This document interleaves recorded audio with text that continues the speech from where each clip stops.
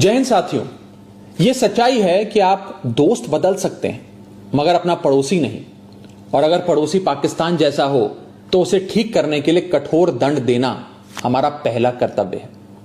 आज भारत सिर्फ पाकिस्तान नहीं बल्कि क्रूरता, बर्बरता और आतंकी मानसिकता के खिलाफ एक जंग लड़ रहा है। हमारी सेना जिस अद्भुत वीरता और शौर्य से लड़ रही है उससे साफ है कि इस बार आतंकवाद का खात्मा होकर रहेगा। बस हम सबको अपने अपने ईश्वर, अपने अपने भगवान से सैनिकों की सलामती की दुआ करनी है, प्रार्थना करनी है और उनके परिवारों के साथ खड़े होकर उनका साहस और मनोबल बढ़ाना है। जिन परिवारों से निकलकर कर्नल सोफिया कुरैशी और विंग कमांडर व्योमिका सिंह जैसी बेटियां तिरंगे की शान संभाल रही हैं, जिन परिवारों के बेटे सरहद पर दुश्मन का मुकाबला कर रहे हैं, उन परिवारों के साथ चट्टान की तरह खड़ा होना है। दुनिया जानती है कि हमारा ये उसूल है, ना हम किसी को पहले छेड़ते हैं और ना ही बाद में किसी को छोड़ते हैं। 22 अप्रैल को पहलगाम में पाकिस्तानी आतंकियों ने जिस कायरता और क्रूरता से हमारे निहत्थे लोगों की हत्या की थी, वो मानवता के इतिहास पर एक कलंक की तरह है।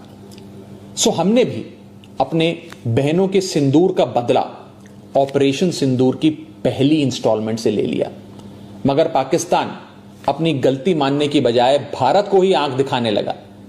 उसने अपनी गलती स्वीकारने की जगह सीमा पर हमारे बेकसूर नागरिकों को और बच्चों को निशाना बनाने का आपराधिक प्रयास किया। वो भूल गया कि भारत जहां बुद्ध की धरती है वहां अर्जुन और भीम जैसे महान योद्धाओं की भी। भारत अगर गांधी का वंशज है तो भगत सिंह और चंद्रशेखर आजाद जैसे वीरों का भी। और इसलिए अब भारत की तीनों सेनाएं पूरी ताकत से बता रही हैं कि भारत पाकिस्तान का बाप है और बाप बाप होता है। हमारी मिसाइलें, हमारे विमान पाकिस्तान की छाती पर गरज रहे हैं।